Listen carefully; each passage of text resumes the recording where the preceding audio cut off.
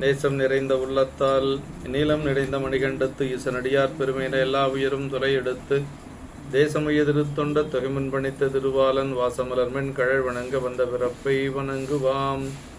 தூக்கு சீர் திருத்தொண்ட தொகை விரி வாக்கினால் சொல்ல வல்ல பிரான் எங்கள் வாக்கிய பயனாம் பதிக்குன்றைவாள் செக்கிழாரடி சென்னியிருத்துவாம். எல்லாம் வல்ல எம்பெருமான் அருள்தரும் பன்னார்மொழி அம்மன் அமர் திருநாவுடையாருடைய திருவடிகளை வணங்கி எம்பெருமக்கள் நாயன்மாருடைய பொன்னார் திருவடி தாமர்களை மனமொழிமைகளாலை வணங்கி உரையாசிரியர் சிவக்கணையாவுடைய திருவடிகளை நீல நினைந்து அடியாருடைய ஞானாசிரியர் பெருந்தகையாருடைய திருவடி தாமர்களை மனமொழிமைகளை வணங்கி அடியார் பெருமக்களுடைய திருவடியில் எல்லாம் மனமொழி மெய்களை வணங்கி அமைகின்றேன். அன்பார்ந்த சிவனேஸ்வரர்களே, தொன்று புராணத்தில் நமக்கு நாவுக்கரசருடைய திருச்சரிதத்தில் 18வது திருப்பாட்டு நாவுக்கரசு பெருமானுடைய அவதாரத்தை பற்றி சொல்லக்கூடியது. ரொம்ப அருமையான திருப்பாட்டு.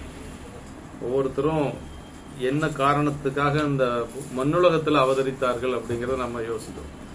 ஏன்னா எல்லாருமே பெருமானுடைய திருவடியில் இருந்து தான் வந்திருக்கிறாங்க. இப்போ நம்மெல்லாம் பிறப்பெடுத்தது அப்படின்னா வினையின் காரணமாக.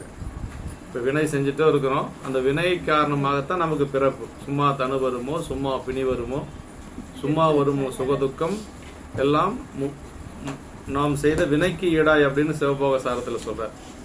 அப்படின்னா என்ன செய்யணும்? எய்தவனை நாடு இரு என்று சொல்லுவார். யாரு வினை காரணமா நம்மளுக்கு இந்த பிறப்பு கொடுத்தாங்களோ அவனை தான் நாம நம்பி இருக்கணும். யார் பிறப்பு கொடுத்தாங்க? பெருமான் தான் பிறப்பு கொடுத்தது இல்லைங்களா? அது மாதிரி நம்ம பிறப்புக்கு வந்தது வினையின் காரணமாக. ஆனா அருளாளர்கள் எல்லாம் பிறப்புக்கு வந்தது நம்மை உய்விக்க வேண்டும் என்பதற்காக. போன பிறப்புலேயே அவங்க எல்லாம் பெருமான் திருவடியில இருந்தவங்க. நாவுக்கரசுடைய புராணத்துல இறைவனே சொல்றார். திலகவதி அம்மாவுடைய கனவுல என்ன சொல்றாரு அப்படின்னா, முன்னாமே முனியாகி இணையடைய தவமு என்றான் அன்னவனை சூளம் எடுத்து ஆட்கொள்வோம் அப்படின்னு சொல்லி இறைவனே சொல்றார். அப்ப போன பிறப்புலேயே பெருமான் திருவடியில் இருந்தவர் வாகீசராக, வாகீசர்கிற பெயரோடு கைலாயத்தில் இருந்தவர் நாவுக்கரசு பெருமான். அப்புறம் ஏன் இந்த பிறப்புக்கு வராரு அப்படின்னா அதுக்கான காரணத்தை சேக்கிழ பெருமான் இங்க சொல்றாரு. இதே மாதிரி ஞானசம்பந்த பெருமான் ஏற்கனவே பெருமான் திருவடியில் இருந்தவர் அப்படிங்கறத சேக்கிழ பெருமான் சொல்றார். பண்டு திருவடி மரவா பான்மையோர் அப்படிங்கிற பண்டுன்னா பழைய போன பிறப்பு. அப்பவே இறைவன் திருவடி மறவாது இருந்தவர். அது முன்னுணர்வு மூல அழத் தொடங்கினார். அந்த குழந்தை அழுகிற பொழுது கூட என்ன சொல்றாரு அப்படின்னா, முன்னுணர்வு மூல அழத் தொடங்கினார். போன பிறப்பினுடைய தொடர்ச்சி வந்துருச்சு. போன பிறப்புல பெருமான் கூட இருந்த நினைவுக்கு வந்ததுனாலதான் குளக்கரையில் நின்று அழுகிறார். அப்பாவை காணன்னு அழுது இருந்தா அந்த குழந்தை எங்க பார்த்து அழுது இருக்கும்? குளத்தை பார்த்து அழுது இருக்கும். ஆனா அந்த குழந்தை குளத்தை பார்த்து அழுகல, தோணிபுர சிகரத்தை பார்த்து அழுதுச்சு. தோணிபுர சிகரத்தை பார்த்து அழுதுனால அவருக்கு பெருமானுடைய நினைவு வந்துருச்சு. அது திருத்துருத்தி தேவாரத்திலே சொல்றார். அவரே சொல்றார், மறக்குமாறு இல்லாத என்னை மையல் செய்து மண்ணின் மீது பிறக்குமாறு காட்டினாய் அப்படின்னு சொல்லி தேவாரத்துல சொல்றார். அவருடைய தேவாரத்திலேயே சொல்றார். அப்ப இவங்க எல்லாம் போன பிறப்பிலேயே பெருமான் திருவடியில் இருந்தவங்க. ஞானசம்பந்த பெருமானுடைய அவதார நோக்கம் நமக்கு சொல்றாங்க. வேதநெறி தலை தோங்க மிகு சைவ துறை விளங்க பூத பரம்பரை பொழிய புனிதவாய் மலர்ந்தெழுத சீதவளர் வயல்பொழி திருஞான சம்பந்தர் பாதமலர் தலை கொண்டு திருத்தொண்டு பரவுவாம். இதான் அவருடைய முதல் பாட்டிலேயே எதுக்காக அவர் அவதரித்தார் அப்படின்னா வேதநெறி தலை தோங்க. அப்புறம் என்ன சொல்றாரு? மிகு சைவத்துறை விளங்க. அப்படி இந்த ரெண்டு காரணம் தான். சைவத்துறை அப்படிங்கிறது ஆகம நெறி இல்லைங்களா? நம்ம சைவத்தினுடைய உயர்ந்த நெறி அதுதான் சைவத்துறை அப்படின்னு சொல்லி. அப்ப அதுக்காகத்தான் அவர் அவதரித்தார் அப்படிங்கறத சேக்கிழ பெருமான் நமக்கு அங்க சொல்றாரு. முதல் பாட்டிலேயே சொல்றாரு. மீண்டும் அவர் அவதாரமானதை சொல்ற பொழுது ஒரு 5 பாடல்கள்ல சொல்றாரு 20 காரணம். இப்ப நம்ம எல்லாம் இருக்கிறோம்னா எதுக்காக நம்ம பிறந்தோம்னு நமக்கும் தெரியாது, பெற்றவங்களுக்கும் தெரியாதுன்னு வச்சுக்கோங்களேன். ஆனா ஞானசம்பந்த பெருமான் எதுக்காக அவதரித்தார் அப்படிங்கிறதுக்கு 20 காரணத்தை சேக்கிழ பெருமான் சொல்றார். ஒரு குழந்தை அவதரிக்கிறதுக்கு இந்த மண்ணுலகத்துல 20 காரணம். வேற எந்த ஒரு நாயன்மார் அவதாரத்திலே அவ்வளவு சொல்லல. ஆனா ஞானசம்பந்த பெருமானுடைய அவதாரத்துலதான் சொல்றாருங்க. அதான் எப்படி நாள்ல அவர் அவதரித்தார் அப்படின்னா, சூரியன் முதலாக எல்லா கோள்களும் உச்சத்தில் இருந்துதான். நம்ம எல்லாம் குழந்தைகளுக்கு ஜாதகம் எழுதுறோன்னு வைங்களேன், குரு உச்சமா இருக்குது, இது சூரியன் உச்சமா இருக்குது, இப்படி ஒவ்வொரு கிரகம் உச்சமா இருக்கிறதே பெருசா சொல்லுவோம். ஆனா அந்த குழந்தை பிறக்கிற பொழுது எல்லா கிரகங்களும் உச்சத்தில் இருந்துதான் சேக்கிழார் பெருமான் சொல்றார். இது மாதிரி ஒரு குழந்தை இது வரைக்கும் இந்த மண்ணுலகத்துல பிறந்ததே இல்லை. ஞானசம்பந்த பெருமான் சரி அதெல்லாம் அதான் சொல்றார். அருக்கன் முதல் கோலனை, அருக்கன்னா சூரியன், அருக்கன் முதல் கோல் அனைத்தும் அழகிய உச்சங்களிலே பெருக்கவலி உடனிருக்க பேணிய நல் ஓரை இலை, அந்த ஓரையெல்லாம் சொல்லுவாங்க இல்லைங்களா, நல்ல ஓரையில அவர் அவதரித்திருக்கிறார். அப்புறம் என்ன சொல்றாரு, திருக்கிளரும் ஆதிரைநாள் திசை வழங்கினர். அவர் பிறந்த நட்சத்திரம் திருவாதிரைங்க. ஏன்னா திருவாதிரை தான் சிவபெருமானுக்கு உகந்த நட்சத்திரம். ஞானசம்பந்த பெருமான் அவதரித்தது திருவாதிரையில தான். ஞானசம்பந்த பெருமானுக்கு உமையம்மை திருமுலைப்பால் கொடுத்ததும் திருவாதிரையில தான். இப்படி பெரிய புராணம் ஆரம்பிச்சதும் சித்திரை திருவாதிரையில தான். பெரிய புராணம் அரங்கேற்றமானதும் சித்திரை திருவாதிரையில தான். இப்படி சித்திரை திருவாதிரைக்கும் சைவத்துக்கும் நெருங்கிய தொடர்பு உண்டு. நமக்கு திருத்தொண்ட தொகை கொடுப்பதற்கு காரணமாக இருந்த விரல்மண்ட நாயனார் அவதரித்ததும் சித்திரை திருவாதிரை தான். இப்படி திருவாதிரை நட்சத்திரம் அவ்வளவு சிறப்பு. பெருமானுக்கு ரொம்ப அணுக்கமான பெருமானுடைய நட்சத்திரமே ஆதிரை நட்சத்திரம் தான். திருமாலுடைய நட்சத்திரம் திரு ஓணம். 2 நட்சத்திரம் தான். 27 நட்சத்திரங்கள்ல 2 நட்சத்திரம் தான் திருங்கிற அடைமொழியோடு இருக்கு. ஒன்று திரு ஆதிரை, இன்னொன்று திரு ஓணம். திருவாதிரை சிவபெருமானுக்கு உகந்தது, திரு ஓணம் அப்படிங்கிறது பெருமாளுக்கு உகந்தது. அதனால இவர் பிறந்தது ஆதிரை நாள் திசை விளங்க அப்படின்னாரு. அப்புறம் என்ன சொல்றாரு அப்படின்னா, திருக்கிளரும் ஆதிரை நாள் திசை விளங்க பரசமய தருக்கொலியனர். பரசமயம்னா சமணம். அந்த காலத்துல 7ஆம் நூற்றாண்டுல சமணம் விரவி இருந்த காலம். சைவம் கொஞ்சம் அப்படியே அவங்க இருட்டடிப்பு செய்த காலம். அந்த பரசமய தருக்கொலிய, அந்த சைவ வைணவ சமய, இது சமண சமயத்தை எல்லாம் ஒலித்து சைவ முதல் வைதீகமும் தலை தோங்க அப்படின்னார். நம்ம சைவ சமயம் தலை தோங்கும்படியாக அவர் அவதாரம் சொல்றார். இது முதல் காரணம் சொல்றார். பரசமய தருக்கொலிய சைவ முதல் வைதீகம் தலை தோங்க தொண்டர் மனம் கலிசிறப்பு அப்படின்னார். அடியார்களுடைய மனம் எல்லாம் அப்படியே நல்ல மகிழ்ச்சியா இருக்கணும்னு ஞானசம்பந்த பெருமான் அவதரித்தாராம். தூய திருநீற்று நெறி எந்த செய்யும் தனி நடப்பனர்.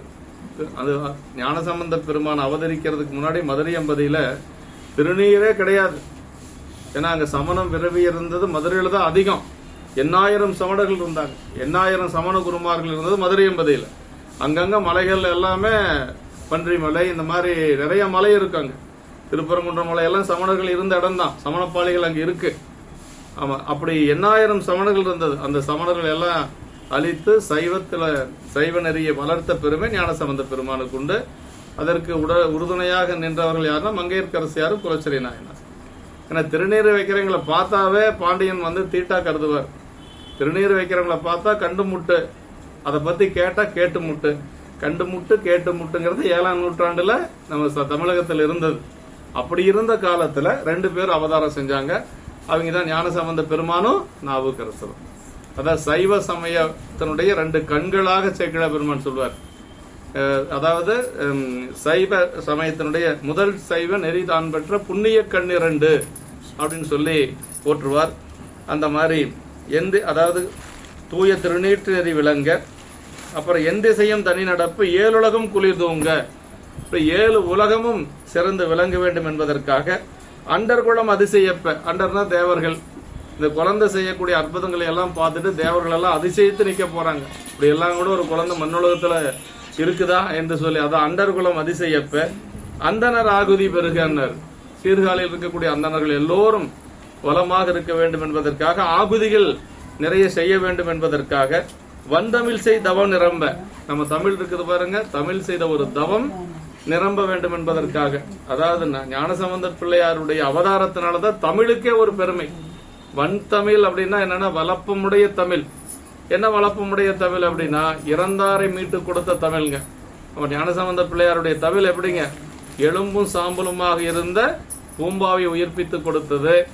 சுந்தரமூர்த்தி சாமிகளுடைய தமிழ் முதலையுண்ட பாலகனை அழைத்து கொடுத்தது. அதே மாதிரி நாவுக்கரசு பெருமானுடைய தமிழ் கல்லுல கட்டி கடல்ல போடுகின்ற பொழுது தெப்பமாக மிதந்தது. விடம் தீண்டிய அப்பூதி நாயனாருடைய மூத்த திருநாவுக்கரசை உயிர்ப்பித்து கொடுத்தது. இப்படி எல்லாம் இந்த வன் தமிழ் அப்படிங்கிறதுக்கு இதெல்லாம் ஒரு காரணம். அப்படி அந்த வன் தமிழ் செய்த தவம் நிரம்ப மாதவத்தோர் செயல் வாய்ப்பனர். மாதவத்தோர் அப்படின்னா நல்ல தவம் உடையவர்கள், அவங்களுடைய செயல் வாய்க்க வேண்டும் என்பதற்காக.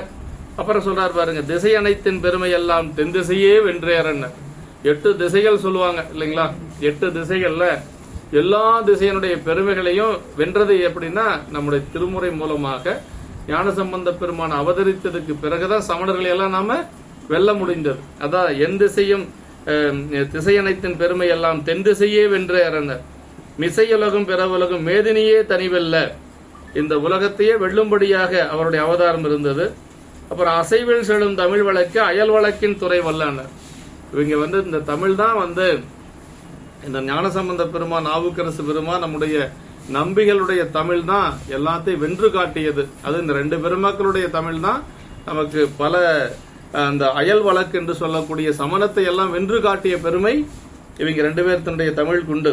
அதான் அசைவில் செல்லும் தமிழ் வழக்கு அயல் வழக்கின் துறை வெல்ல, இசை முழுது மெய்யரும் இடங்கொள்ளும் நிலை பெருக, தாளுடைய படைப்பெண்ணும் தொழில்தன்மை தலைமை பெற, படைப்பு என்று சொல்லக்கூடிய தொழில் தலைமை பெற வேண்டும் என்பதற்காக நாளுடைய நிகழ்காலம் எதிர்காலம் நவை நீங்க, இப்ப நிகழ்ந்து கொண்டிருக்கக்கூடிய நிகழ்காலம் எதிர்காலம் அதுல வரக்கூடிய துன்பங்கள் எல்லாம் நீங்கும்படியாக, அதான் நவை நீங்க, வாளுடைய மணிவீதி வளர்காலி பதிவால, அப்படி இந்த திருவீதி அந்த திருவீதிகளுடைய சீர்காழிப்பதி வாழும்படியாக ஆளுடைய திருத்தோணி அமர்ந்த பிரான் அருள் பெருக. பாருங்க, ஆளுடைய திருத்தோணி அமர்ந்த பிரான் அருள் பெருக.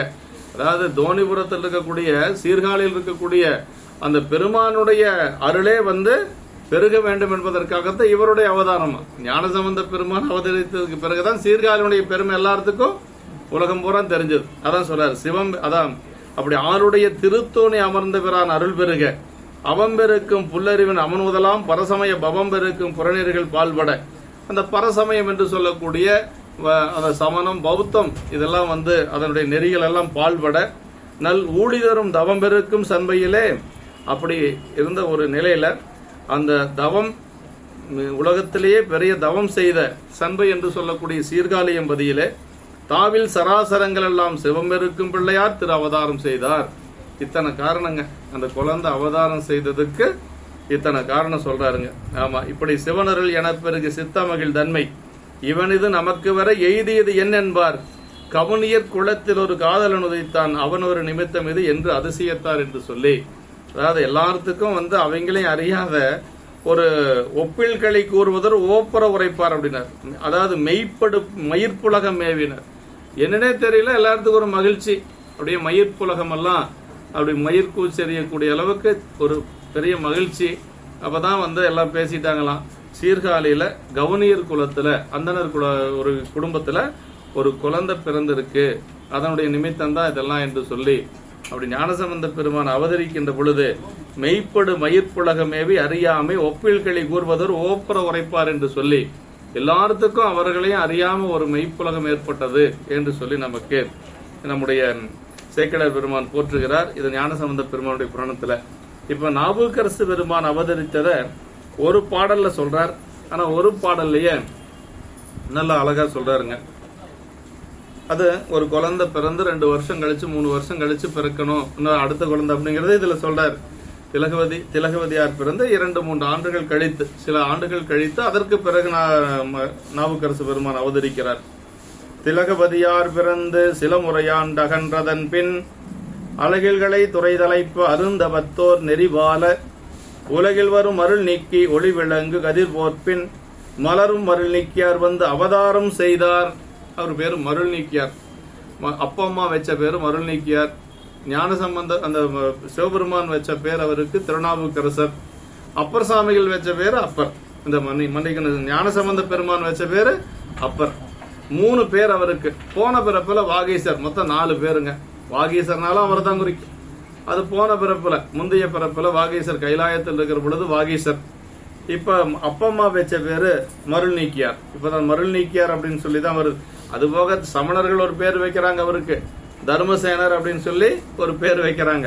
சமண சமயத்தில் இருக்கின்ற பொழுது ஒரு பெரிய குருமார் ஆயிட்டாராங்க. அவர் எங்க இருந்தாலும் அவருடைய அறிவாற்றல் அதிகம் அவருக்கு. அதனால அங்க இருக்கக்கூடியவங்க என்ன பேர் வச்சிருந்தாங்கன்னா மருள் நீக்கியாருங்கிற பேரை எடுத்துட்டு தர்மசேனர்னு வச்சிருந்தாங்க. அதற்கு பிறகு சைவத்துக்கு வருகின்ற பொழுது பெருமான் அவருக்கு முதல் பதிகம் பாடின உடனேயே, இந்த கூற்றாயினவாறு பதிகம் பாடின உடனே திருநாவுக்கரசு அப்படின்னு 7 உலகத்திலையும் கேட்கிற மாதிரி பேர் வச்சார். அதற்கு பிறகு சீர்காழியில் சந்திக்கின்ற பொழுது முதல் சந்திப்புல நம்முடைய ஞானசம்பந்த பெருமான் அவர் அப்பரே அப்படின்னு சொல்லி சொன்னார். அதற்கு அவர் மகனே நல்லா சொல்லல. நாவுக்கரசு பெருமானுக்கு 80 வயதா இருந்தாலும் இவருக்கு ஒரு 3-4 வயதா இருந்தாலும் கூட இவர் வந்து அப்பறேன்னு சொன்னாரு. ஆனா அவர் என்ன சொன்னார்னா அடியேன் அப்படின்னு தான் சொன்னார், மகனேன்னு சொல்லல. அப்படின்னா ஞானசம்பந்த பெருமான் மேல அவ்வளவு அன்பு வச்சிருந்தவர் நம்முடைய நாவுக்கரசு பெருமான். அதான் சொல்றார். இப்போ திலகவதியார் பிறந்து முறையாக சில ஆண்டுகள் சென்ற பின், ஒரு சில ஆண்டுகள்ங்கிறாரு, 2 வருஷமா இருக்கலாம், 3 வருஷமா இருக்கலாம், எப்படியோ ஒரு கொஞ்சம் 2-3 ஆண்டுகள் கழித்து தான் அவர் பிறக்கிறார். அழகில் கலை துறை தலைப்ப அப்படின்னார். அழகில் கலை, அளவில்லாத கலைகளின் துறைகள் தலைக்கவும், அருந்தவத்தோரது நெறி வாழவும் அப்படின்னார். அருந்தவத்தோர் நெறி வாழவும், உலகத்தில் புறையிருளை நீக்கி வருகின்ற ஒளி விளங்கும் கதிர் போல பின் மலரும் அகையிருளை நீக்கும் அருள் நீக்கியார் வந்து அவதரித்தார். அருமையான இடங்க. அதாவது உலகத்தில் இருக்கக்கூடிய புறையிருள், இப்ப இந்த இரவு எப்ப நீங்கும்? சூரியன் வந்தா நீங்கும் இல்லைங்களா? சூரியன் வந்தாச்சுன்னா இந்த இருள் நீங்கிரும். அது மாதிரி நமக்கு இருக்கக்கூடிய அகையிருள் ஒண்ணு இருக்குது. இது ஆணவ மலம் தான் நமக்கு இருக்கக்கூடிய அகையிருள். நம்மளுடைய ஆணவ மலத்தை எல்லாம் நீக்கும் பொருட்டாக நாவுக்கரசு பெருமான் அவதரித்தார் அப்படிங்கிறது. அதுக்கு மேல வேற என்ன வேணும்? 20 காரணம் சொன்னார் அங்க. இங்க 3 காரணம் 4 காரணம் சொன்னாலுமே என்ன வேணுமோ அதை சொல்லியிருக்கிறார் இந்த பாட்டுல இல்லைங்களா? அதான் சொல்றார், அழகில் கலை துறை தலைக்க அருந்தவத்தோர் நெறி வாழ, நல்ல தவமுடையவங்களுடைய நெறி வாழ வேண்டும் என்பதற்காக. அப்படி உலகத்திலே புறையிருளை நீக்கி வருகின்ற ஒளி விளங்கும் சூரியனை போல அகையிருள் என்று சொல்லக்கூடிய நம்முடைய ஆணவ மலத்தை நீக்கும்படியாக மருள் நீக்கியார் வந்து அவதரித்தார் என்று சொல்றாருங்க. அப்படி அந்த இல்லறத்தின் நல்லியல்வினை குமரகுரு சுவாமிகள் எடுத்து கூறியபடி மகம் பெற்றார் பெரும்பான்மை பின்னும் ஒரு மகவு பெறுவதற்கு போதிய கால இடையீடு 2 ஆண்டுகளுக்கு குறையாது என்பது அந்த காலத்துல குமரகுருவரே பாடியிருக்கிறார். 2 வருஷத்துக்கு குறையாம அந்த ஒரு இடைவெளி இருக்கணும் அப்படின்னு சொல்றாங்க. ஆமா, அவர் குமரகுருவர் வந்து அதெல்லாம் பாடியிருக்கிறார். சொல்றாரு பாருங்க, வரையா நாளின் மகப்பேறு குறித்து பெருநலந்துய்க்கும் பெற்றித்தன்றே என்று சொல்லி குமரகுருவர் வந்து சொல்றார். அந்த ஒரு குழந்தைக்கு 2 ஆண்டுகள், குறைந்தபட்சம் 2 ஆண்டுகளாவது இடைவெளி இருக்கணும் அப்படின்னு சொல்லி. கலைத்துறை தவத்தோர் நெறினா இது கல்வியும் ஞானமும் எனவும், அதாவது அபரஞானம் பரஞானம் என்று சொல்லக்கூடிய அந்த 2 ஞானம் வளரும்படியாக என்று சொல்றார். ஊமையில்லா கலைஞானம் உணர்வறிய மெய்ஞானம் ஞானசம்பந்த பெருமானுடைய புராணத்துல வரும். கலைத்துறை தலைத்தல் அப்படிங்கிறது நாயனாருடைய திருவாக்குகளை ஆகிய தேவாரங்களை பெறுதலானும், தவத்தோர் நெறி வாழ்தல் அவர் நின்று காட்டிய ஞானச்சரிய நிலை துறவு நிலைகளை பெறுதலாலும் ஆவன் என்று சொல்றாரு. அதாவது நம்முடைய நாயன்மார்கள்ல 2 நாயன்மார்கள் தான் திருமணம் செய்யாது துறவு நிலையில நின்று பணி செய்தவர்கள். ஒன்னு மூர்த்தி நாயனார், இன்னொன்று நாவுக்கரசு பெருமான். மற்றவங்க எல்லாரும் குடும்பத்தோடு இருந்து கணவன் மனைவியாக இப்படிதான் தொண்டு செஞ்சிருக்கிறாங்க. கணவன் மனைவியாக, பிள்ளைகளாக, மகனாக, மகளாக இப்படியெல்லாம் தான் தொண்டு செஞ்சிருக்கிறாங்க. அதுல பெண்கள் அப்படி பெண்கள்னு பார்த்தோம்னா 39 பெண்ணடியார்கள் பெரிய புராணத்தில் இருக்கிறாங்க. 39 பேரத்தையும் தொகுத்து ஒரு நூல் செஞ்சிருக்கிறார் சிவகோணி ஐயா. அது என்ன நூல் அப்படின்னா, அதாவது சேக்கிழார், தெய்வ சேக்கிழார் போற்றும் செல்வ சேயிலையார்கள், தெய்வ சேக்கிழார் போற்றும் செல்வ சேயிலையார்கள் அப்படின்னு சொல்லி சிவகோணி ஐயா ஒரு நூலே போட்டிருக்கிறார். அது உமையம்மையிலிருந்து ஆரம்பிக்கும். உமையம்மையிலிருந்து மொத்தமா 39 பெண்ணடியார்கள் இருக்கிறதாக நமக்கு அந்த நூல் இருக்கு. அதுல 3 பேர் நாயன்மார்கள், 3 அடியார்கள் தான் நாயன்மார்கள். யார் யாரு? மங்கையர்க்கரசியார், அப்புறம் காரைக்கால் அம்மையார், இசைஞானி பிராட்டியார், சுந்தரருடைய அம்மா. இவங்க 3 பேர் தான் நாயன்மார். ஆனா 39 பெண்ணடியார்கள் இருக்கிறாங்க பெரிய புராணத்துல. மனைவியாக, சகோதரியாக, வீட்டு வேலை பெண்ணாக, இப்படி மகளாக, இப்படி எல்லாம் நமக்கு நாயன்மார்கள்ல பெண்ணடியார்கள் இருக்கிறாங்க. அது ஆஃப் பண்ணிடலாம். உலகில், அதாவது உலகில் இருள் நீக்கி வரும் கதிர் அப்படின்னாரு. புறையிருளை நீக்கக்கூடிய சூரியனை போல அகையிருளை நீக்கக்கூடிய நாவுக்கரசு பெருமான் அப்படின்னு சொல்றாரு. மருள் நீக்கியார் அவ்வாறு, அதாவது மலரும்னா அது முடியலன்னா விட்டுருங்க, ஏன் போயிட்டு அதை போய் அம்மா அதை ஆஃப் பண்ணிடுங்கம்மா. கொஞ்சம் பேர் தானே இருக்கிறாங்க, கேட்கும். பையங்க வந்தாங்கன்னா தான் தெரியும்.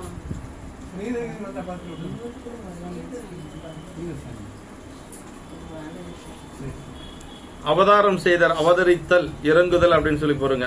அதாவது சிவம்பெருக்கும் பிள்ளையார் திரு அவதாரம் செய்தார் ஞானசம்பந்த பெருமான் புராணத்தில் சொல்வது போல, இங்கே வந்து மருள் நீக்கியார் அவதாரம் செய்தார்னாரு. திலகவதியார் பிறந்தார்னு சொன்னார் இல்லைங்களா. அதாவது நாயன்மார்களுக்கும் மற்றவங்களையும் சொல்ற பொழுது ஒரு வேறுபாடு இருக்கு. திலகவதி அம்மா தான் இவரை சைவத்துக்கு மீண்டும் கொண்டு வந்தாங்க. இருந்தாலும் கூட நாயன்மார் அவதரித்ததை பிறந்தார்னு சொல்லக்கூடாது. அதனால அவதரித்தார்னு சொல்றாரு. அங்க திலகவதி அம்மா பிறந்ததை பிறந்தார் அப்படின்னு சொல்லி சொல்றாரு. வித்தியாசம் காட்டுறது.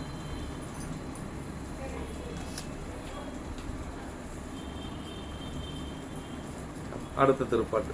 மாதினியார் திருவயிற்றின் மன்னிய சீர் புகழனார் காதலனார் உதித்ததற்பின் கடன் முறைமை மங்கலங்கள் மேதகனல் வினை சிறப்ப விரும்பிய பார் ஆட்டினுடன் ஏதமில் பல் கிளை போற்ற இளங்குழவி பதம் கடந்தார். சின்ன குழந்தை பிறந்து இப்ப முதல்ல ஏற்கனவே ஒரு குழந்தை திலகவதி அம்மா அந்த வீட்டுல குழந்தையா பிறந்திருக்கிறாங்க. 2-3 வயசு ஆயிடுச்சு அவங்களுக்கு. இப்ப 2வதா நம்முடைய நாவுக்கரசு பெருமான் அங்க அவதரித்திருக்கிறார். மாதினியாரது திருவயிற்றினிடமாக வந்து உதித்தபின் செய்கடன் முறைமையில் வரும் மங்கள வினைகள் எல்லாவற்றையும் மேல்பட்ட நல்வினை சிறக்கும்படி விரும்பிய பாராட்டுக்குடன் குற்றமில்லாத சுற்றத்தார்கள் செய்ய. அதாவது ஒரு குழந்தை பிறந்ததுன்னா அந்த குழந்தைக்கு 3 மாசத்துல பெயர் வைக்கணும். அப்புறம் மீண்டும் காதணி விழா நடத்தணும், முடி எடுக்கணும். இந்த சடங்குகள் எல்லாம் நம்ம சைவத்தில் அந்த காலத்திலே இருந்திருக்கு. அதை எல்லாத்தையும் காப்பணிதல், இப்படி எல்லாம் ஒவ்வொரு மாதமும் குழந்தைகளுக்கு ஒரு சடங்கு இருக்கும். இதை எல்லா சடங்கு முறையா நாவுக்கரசு பெருமானுக்கு செய்யறாங்க. அப்படி சிறக்கும்படி பாராட்டுகள் குற்றமில்லாத சுற்றத்தார்கள் செய்ய நிலை பெற்ற புகழையுடைய புகழனாருக்கு காதலனாகிய மருள் நீக்கியார் இளங்குழிவு குளவி பருவத்தை அடைந்தார், கடந்தனர். இப்ப குழந்தை பருவத்தை தாண்டி கொஞ்சம் விளையாடக்கூடிய ஒரு இதுக்கு வரார். புகழனார் அப்படிங்கிறது அவங்க அப்பாங்க. ஆமா, ஆண்மகப்பேற்றை தந்தையரும் பெண்மகப்பேற்றை தாயரும் விரும்பும் இயல்பு குறித்தது என்று சொல்லி குழந்தை மேல அவங்க ரொம்ப பிரியமா இருக்கிறாங்க. புகழனார் காதலனார் என்று சொல்லி சொல்றாருங்க. தடாதகை பிராட்டியார் திரு அவதாரத்தின் போது மலையத்து உசவாண்டியர் பெண்மக பெற்றமை பற்றி கவண்டனர் என்பது வரலாறு. மாதர் தோன்றிய மரபுடை மறையவர் என்று சொல்லி சொல்றாங்க. இப்படி மானக்கஞ்சர நாயனார் புராணத்துல சொல்லுவார், பிழைக்கும் நெறி தமக்குதவ பெண்கொடியை பெற்றெடுத்தார் அப்படின்னு சொல்லி சொல்லுவார். பிழைக்கும் நெறி தமக்குதவ பெண்குடி. மானக்கஞ்சர நாயனாருக்கு ஒரே பெண் குழந்தை தான். அந்த பெண் குழந்தை எதுக்கு பிறந்ததுன்னா அவருடைய பிறப்பு நீக்கிறதுக்காக பிறந்ததுதான் சொல்றாரு. மலைக்குதவும் கற்பின் மாதர்பால் பிழைக்கும் நெறி தமக்குதவ பெண்கொடியை பெற்றெடுத்தார் அப்படின்னு சொல்லி சொல்றாரு.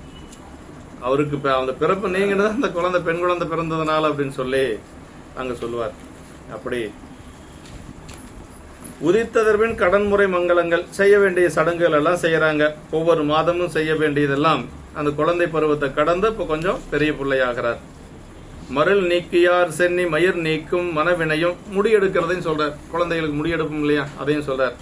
மருள் நீக்கியார் சென்னி மயிர் நீக்கும் மனைவினையும் தெருள் நீர்ப்பன் மாந்தரளா மகிழ் சிறப்ப செய்ததற்பின் பொருள் நீத்தம் கொல வீசி புலன் கொழுப மனமுகிழ்த்த சுருள் நீக்கி மலர்விக்கும் களை வயிற தொடங்குவித்தார். இப்ப பள்ளிக்கூடத்துல சேர்த்துறதுன்னு ஒரு சடங்கு இருக்குது இல்லைங்களா, அத கலைகள் பயில்வது அப்படின்னு சொல்லி 5 வயதுக்கு மேல அந்த காலத்திலே அப்படித்தான் செஞ்சிருக்கிறாங்க. கண்ணப்ப நாயனார் வில்வித்தை கற்க செல்லுகின்ற பொழுது அவருக்கு வயசு 5 வயசுக்கு முன்னாடி குழந்தைகளை நம்ம பள்ளிக்கெல்லாம் அனுப்பக்கூடாது.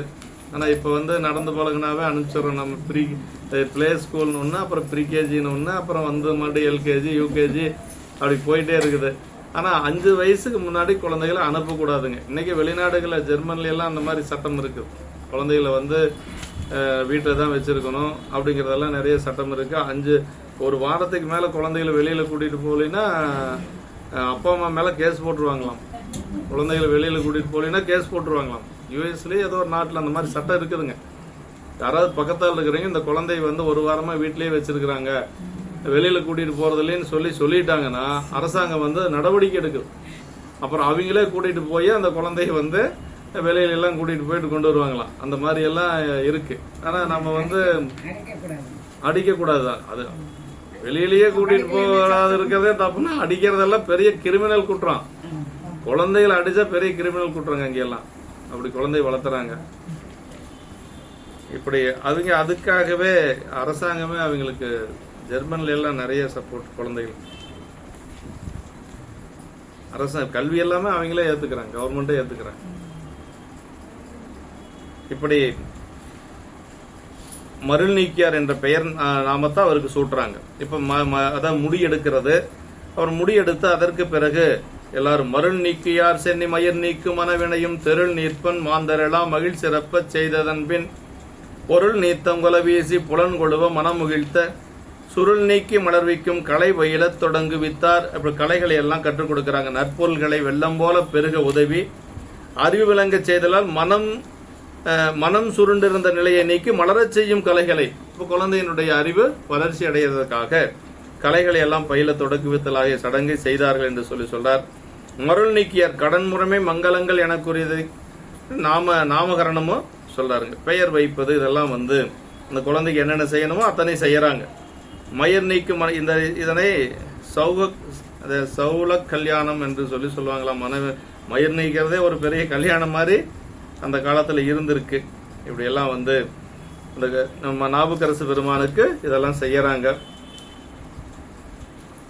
தந்தையார் களிமகிழ்ச்சி தலை சிறக்க முறைமையினால் சிந்தை மலர்ந்து எழும் உணர்வில் செழுங்களையின் திறங்கள் எல்லாம் முந்தை முறைமையில் பயின்று முதிரவரும் எதிரும் வகை மைந்தனார் மறுபொலித்த இளம்பிறை போல் வளர்கின்றார். அப்படி இளம்பிறை போல அப்படி வேகமா வளர்றார்.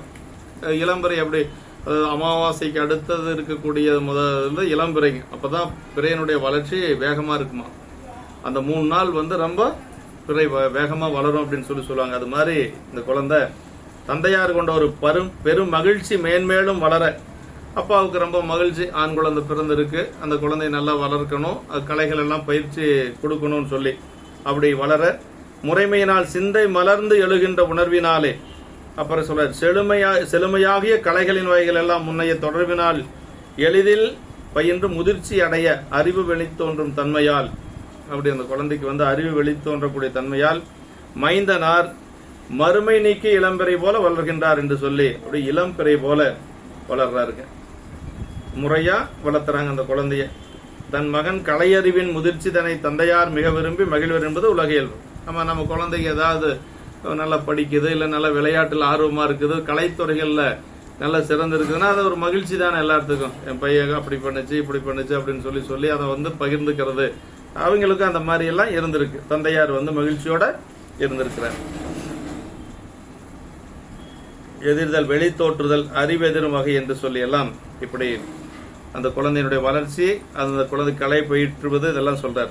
அந்நாளில் திலகவதி யாருக்கான ஆண்டு 6-2 முன்னாக ஒத்தகுல முதல் வேளாண் குடித்தலைவர் மின்னார் செஞ்சடையன்னல் மெய்யடிமை விருப்புடையார் பொன்னாரும் மணிமௌலி புறவலன்பால் அருளுடையார். இப்போ திலகவதி அம்மாவுக்கு 12 வயசு ஆயிடுச்சு. அந்த காலத்துல பெண்களுக்கு திருமண வயசு அப்படின்னா 12ங்க. 12 முடிஞ்சு திருமணம். ஆண் குழந்தைகளுக்கு அப்படின்னா 16 வயசு. இதுதான் திருமண பருவம். இப்பெல்லாம் அது எப்ப வேணாலும் பண்ணிக்கிறாங்க, அது வேற. அப்போ இதான் வயசு 12 வயசு பெண்களுக்கு, ஆண்களுக்கு 16 வயசு. இப்போ திலகவதி அம்மாவுக்கு 12 வயசு முடிஞ்சதுனால திருமணம் பார்க்கிறாங்க, வரன் பார்க்க ஆரம்பிக்கிறாங்க. அந்நாளில் திலகவதியாருக்கு ஆண்டு 6-2 முன்னாக அப்படின்னார். அந்த காலத்தில் திலகவதி அம்மாருக்கு 12 வயதளவு நிரம்ப ஒப்புடைய முதல் வேளாண் குலத்தில் குடியில் வந்த தலைவரும், அதாவது அவங்க குலம் வேளாண் குலங்க. நம்முடைய பெரிய புராணத்துல எல்லா சமுதாயத்துக்காரரும் இருக்கிறாங்க. அது ரொம்ப அதிகமா இருக்கிறது அப்படின்னா வேளாண் குலத்துக்காரர் தான். வேளாளர்கள் தான் 13 பேர் இருக்கிறாங்க. வணிகர்கள் இருக்கிறாங்க. அப்புறம் நெசவு நெய்த அந்த நெசவு தொழில் செய்யக்கூடியவங்க அறுவையர் குலம் என்று சொல்லி யாரு நம்முடைய நேசநாயனார், அந்த குலத்துக்காரர் இருக்கிறாங்க. புலையர்கள் இருக்கிறாங்க, அந்தணர்கள் இருக்கிறாங்க. எல்லா குலத்துக்காரருமே இருக்கிறாங்க பெரிய புராணத்துல. வேடுவர் இருக்கிறாங்க, புலையர் இருக்கிறாங்க. ஆனா வேளாளர்கள் தான் ரொம்ப அதிகம். 13 பேர் வேளாள பெருமக்கள் அப்படின்னு சொல்லி நமக்கு குறிப்பு. இந்த நாயனார் திருநாவுக்கரசு நாயனாரும் வேளாண் குலத்தை சார்ந்த அந்த குலம் குறுக்கையர் குலம் என்று சொல்லி சொல்லுவாங்க. அப்படி அந்த ஒப்புடைய முதல் வேளாண் குலத்திலும் குடியிலும் வந்த தலைவரும் மின்போல ஒளி வீசும் சிவந்த சடையனையுடைய அன்னலாகி செவ்வருமானிடம் மெய்யடிமை திறம் புரிவதில் விருப்பம் உடையவரும் பொன்னாளி என்ற மணிகளெழுந்திய முடிதாங்கி அரசனிடம் அருளுடையவரும் என்று சொல்லி இப்ப அந்த மாப்பிளை பத்தி சொல்றார் பெருமான். அவரும் ஒரு அடியார் தான். திலகவதி அம்மாவுக்கு கணவனாக வரக்கூடியவர், மனம் பேசக்கூடியவரும் ஒரு அடியார். ஆனா ஒரு அரசனிடத்துல அவர் பணி செய்யக்கூடியவர் அப்படின்னா ஒரு படைத்தளபதியா இருக்கிறார். அதான் சொல்றார். அந்நாளில் திலகவதி எம்மையாருக்கு மனம் பேச உரிய காலம் நேர்ந்தவை என்று சொல்லி சொல்றார்.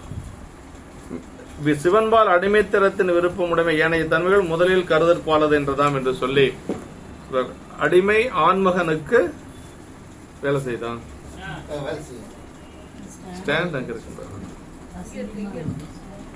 ஆண்மகனுக்கு மனப்பருவம் 16 வயது அப்படின்னு சொல்லுவாங்க. அதே மாதிரி அவருக்கு 16 வயசு.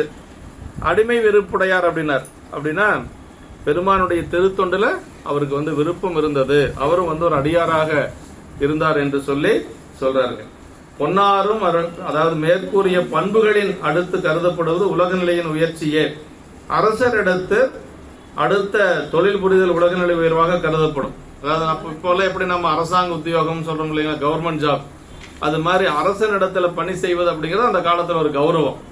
ஆமா, அரசனுக்கு படை தளபதியாகவோ அமைச்சராகவோ இப்படி எல்லாம் இருக்கிறது ஒரு பெரிய கௌரவம். அந்த மாதிரி அந்த காலத்திலேயே பாருங்களேன், அந்த அரசாங்க உத்தியோகம் அப்படிங்கிறது ஒரு பெருமையா இருந்து நினைச்சிருக்கிறாங்க. அதனால அவருக்கு மனம் பேசி முடிக்கிறாங்க. அரசர் பணி அன்பு கொண்டு மேற்கொள்ளுதல் குறித்து நின்றது என்று சொல்லி சொல்றாருங்க.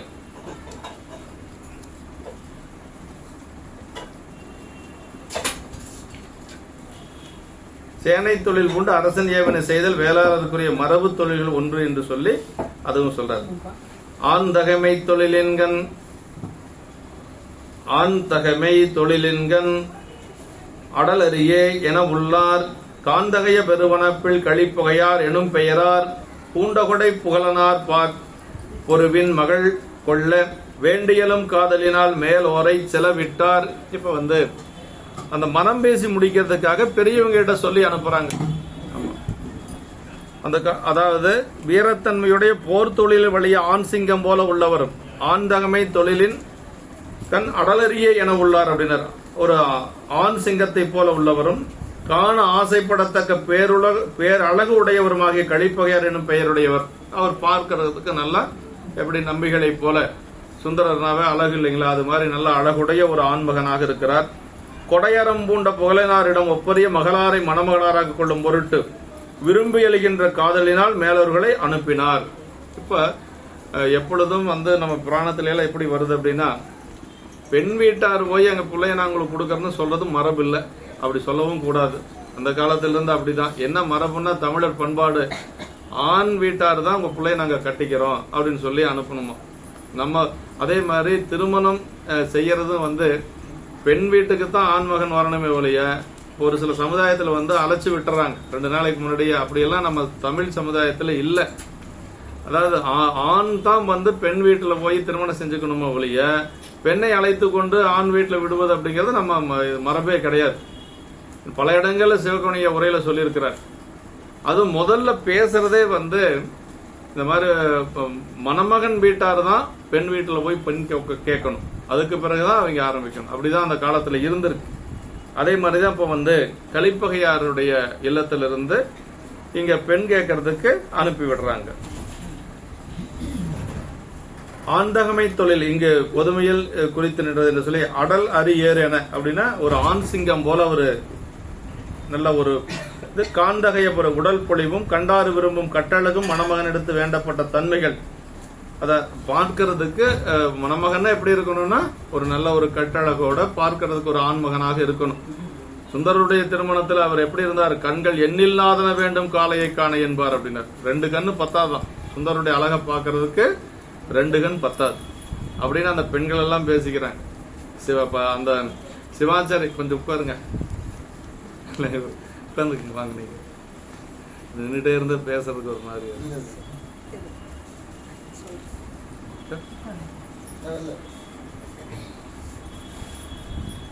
அப்ப சுந்தரருடைய திருமணத்துல அவர் அந்த மணமகள் வீட்டுக்கு வருவார். எங்க திருமணப்புத்தூருக்கு, வெண்ணைநல்லூர் பக்கத்தால் இருக்கக்கூடிய திருமணப்புத்தூர் தான் பெண்ணோட வீடு. அந்த வீட்டுக்கு வர்ற பொழுது குதிரையில வருவார். அப்படி குதிரையில வர்ற பொழுது அந்த பெண்கள் எல்லாம் பார்க்கிறாங்க. அந்த பெண்கள் எல்லாம் பார்த்துட்டு மணமகளுடைய தோழிகள் எல்லாம் இருப்பாங்க பாருங்க, அவங்க எல்லாம் பேசிக்கிறாங்களாம். என்ன பேசிக்கிறாங்கன்னா, இவனை பார்க்கறதுக்கு 2 கண்ணு பத்தாது, எண்ணில்லாத கண்கள் வேண்டும், அவ்வளவு அழகு சுந்தரர். அப்புறம் என்ன சொல்றாங்கன்னா, நம்ம எல்லாத்த விட இதுல ரொம்ப புண்ணியம் செஞ்சவ யாருன்னா சடங்கவியோட பொண்ணுதான். பேர் குறிப்பிடுறது இல்லை, அந்த பேர் ஏன்னா அந்த திருமணம் நடக்கிறது இல்லை. அதில் பேர் குறிப்பிறது இல்லை அப்படின்னு சொல்லிட்டு எல்லாம் பாடல் எல்லாம் பாடிட்டு ஆடிட்டு இருந்தாங்களாம். சொல்றார் சேக்கிழார் பெருமான், கண்கள் எண்ணில்லாதன வேண்டும் காளையை காண என்பார், பெண்களில் உயர நோற்றால் சடங்கவி பேதை என்பார், பண்களில் இனிய கீதம் பாடுவார் ஆடுவார்கள். அப்புறம் என்ன சொல்றாங்க, மண்களி கூற வந்த மனம் கண்டு வாழ்ந்தோம் என்பார். இது அந்த பெண்கள் எல்லாம். அப்புறம் அந்த குதிரையில தான் அவர் வர்றார், அதுக்கு பேரு யோக குதிரைங்கிறார் சேக்கிழார் பெருமான். அப்படி குதிரையில வர்றாராம். அந்த குதிரை என்ன செஞ்சுச்சான், இந்த பெண்கள் எல்லாம் பாக்கட்டுன்னு சொல்லி அது வரைக்கும் தாண்டி தாண்டி குதிச்சு வந்த குதிரை மெதுவா போச்சான். அந்த பெண்கள் வரிசைக்கிட்ட இப்படி எல்லாம் சேக்கிழார் பெருமான் அதை சொல்றாரு. நடக்காத கல்யாணம், நின்று போன கல்யாணத்தை அவ்வளவு சொல்றார். என்ன சொல்றாருன்னா, தாண்டிய பரியும் நம்பால் தகுதியில் நடந்தது என்பார். அப்படி அந்த பெண்கள் பேசிக்கிறாங்க, தாண்டி தாண்டி தானே வரும் குதிரை, ஆனா அந்த பெண்கள் வரிசைக்கு வந்து மட்டும் நடந்து போச்சான். ஏன்னா சுந்தரருடைய அழகை எல்லாரும் பார்த்துட்டு, ஏன்னா திருமணம் ஆயிருச்சுன்னா அப்புறம் எல்லாரும் பார்க்க முடியாது இல்லையா. அதனால திருமணம் ஆகிறதுக்கு முன்னாடி மணமகனை எல்லாரும் பார்க்கலாம், ரசிக்கலாம். திருமணம் ஆயிருச்சுன்னா இன்னொருத்தையினுடைய கணவன் ஆயிடுறார். அதனால தாண்டிய பரியும் நம்பால் தகுதியில் நடந்தது என்றார். சரி, இவங்க தான் அப்படின்னா சூரியன் பார்த்தானா, இந்த கோலத்தை பார்க்கறதுக்கு நம்ம என்னைக்கு இது மீண்டும் எப்ப இந்த கோலம் பார்க்க முடியும். அதனால அதான் சொல்ற, தேமரு தொடையல் மார்பன் திருமண கோலம் காண காமூர் மனத்தான் போல கதிரவன் உதயம் செய்தான் அப்படின்னா, காமூர் மனத்தான் அப்படி அவர் சுந்தரன் மேல காதல் கொண்டவனை போல அந்த சூரியன் ரொம்ப வேகமா குதிச்சு வந்தான். அது கோலம் காணங்கிறார் அந்த இடத்துல. திருமணம் தான் நடக்கிறது இல்லையே, அதனால திருமண கோலத்தை மட்டும்தானே பார்க்க முடியும். அந்த திருமணத்தை கோலத்தை பார்க்கறதுக்கு சூரியனுக்கு அவ்வளவு வேகம். காமுறு மனத்தான் போல கதிரவன் உதயம் செய்தான் பார். அப்படி சுந்தரருடைய அழகு அவ்வளவு கொள்ளை அழகு. அப்படி அந்த இடத்த சொல்லுவார். அது மாதிரி இங்க கலிப்பகையாரும் அது மாதிரி நல்ல ஒரு கவர்ச்சியான ஒரு உடல்வாகு உடையவர் அப்படின்னு சொல்லி சொல்றாரு. காந்தகைய பெயரார் அப்படின்னார். கலிப்பகையார் எனும் பெயரார், களிக்கு பகையாவது குற்றங்கள் எவையும் அணுகாமல் காப்பவர் என்று சொல்லி அப்படி அந்த மனம் பேசி முடிக்கிறாங்க. அனங்கணைய திலகவதியார் அம்மை ஆங்கவர்க்கு மனம் பேசி வந்தவரும் வந்தபடி அறிவிப்ப குணம் பேசி குலம் பேசி கோதில் சீர் புகழனார் பணம் கொளரவ அகழல்குள் பைந்தொடியை மன நேர்ந்தார். அப்ப அந்த காலத்துல என்ன பேசியிருக்கிறாங்கன்னா, குலம் பேசியிருக்கிறாங்க. அந்த குலத்துலதான் இதுல என்ன நமக்கு தெரியுதுன்னா, குலம் மாறி எல்லாம் திருமணம் செய்யல, அது மரபா அந்த காலத்துல இல்ல. ஆனா பணம் எல்லாம் பேசல, பதவி எல்லாம் பேசல, குணத்தை தான் பேசியிருக்கிறாங்க. குணம் பேசி குலம் பேசி அப்படின்னு இதுல சொல்றாரு. அப்ப என்ன, அந்த ஒத்த குலத்துலதான் திருமணம் செய்யணுங்கிறது பெரிய புராணம் வலியுறுத்துது. ஏன்னா அதே மாதிரி என்ன சொல்லுது அப்படின்னா, நல்ல குணமுடையவனா இருக்கணும், மணமகனா வரக்கூடியவன் எப்படி இருக்கணும், நல்ல குணமுடையவனா இருக்கணும் அப்படின்னு சொல்லி சொல்லுது. அதான் குணம் பேசி குலம் பேசி அப்படின்னு சொல்லி சொல்றாரு. அனங்கணைய திலகவதியார் தம்மை ஆங்கவர்க்கு, அந்த வந்த மேலவர்கள் திருமகளை ஒத்த திலகவதியாரை, அனங்கன்னா திருமகள், தேவ பெண்கள் அப்படி சொல்லுவாங்க, தெய்வ பெண்கள் அப்படி சொல்லுவாங்க. அப்படி திருமகளை ஒத்த திலகவதியாரை அங்கு அந்த கலிப்பகையாருக்கு மனசியின் திறத்தினை பேசி தாம் வந்த செய்தி அறிவிக்க, வந்தவங்க எப்படி அந்த காலத்துல எப்படி பெரியவங்களை அனுப்புவாங்க அப்படின்னா, திருமணம் பேசுறதுக்கு இப்ப மாதிரி பணத்துக்காக செய்யக்கூடிய புரோக்கர் எல்லாம் கிடையாதுங்க. ரெண்டு குடும்பத்தையும் தெரிஞ்சவங்களா இருப்பாங்க. அந்த குடும்பத்தையும் தெரிஞ்சவங்களா இருக்கணும், இந்த குடும்பத்தையும் தெரிஞ்சவங்களா இருக்கணும். அப்படி நல்ல அறிவில் சிறந்தவங்களை தான் அனுப்புவாங்க. மூதறிவோர் அப்படின்னு சொல்லி சொல்லுவாங்க. அப்படிதான் அனுப்பணும். ரெண்டு குடும்பத்தையும் தெரிஞ்சிருக்கணும். போய் அங்க போய் வளரிட்டு எல்லாம் வரக்கூடாது. இங்க என்ன இருக்குதோ அதை அங்க சொல்லணும், அங்க என்ன இருக்குதோ அதை இங்க சொல்லணும். அப்படிதான் அனுப்பிச்சிருக்கிறாங்க. அதான் சொல்றாரு. அப்படி சொல்றாரு பாருங்க. அப்படி கலிப்பகையாருக்கு மனம் செய்யும் திறத்தினை பேசி தாம் வந்த செய்தி அறிவிக்க குணங்களை பேசியும் குலமுறையினை பேசியும் குற்றமற்ற சிறப்பினுடைய புகழனார். குணத்தையும் பேசியிருக்காங்க, குலத்தையும் பேசியிருக்காங்க. ஆமா, ஒத்த குலம் மரபுடையம்பர். இதுல காரைக்கிழமை அவருடைய புராணத்துல வணிகர் குலம் இல்லைங்களா, அதே வணிகர் குலத்தில் இருக்கக்கூடிய மணமகனைத்தான் தேர்ந்தெடுக்கிறாங்க.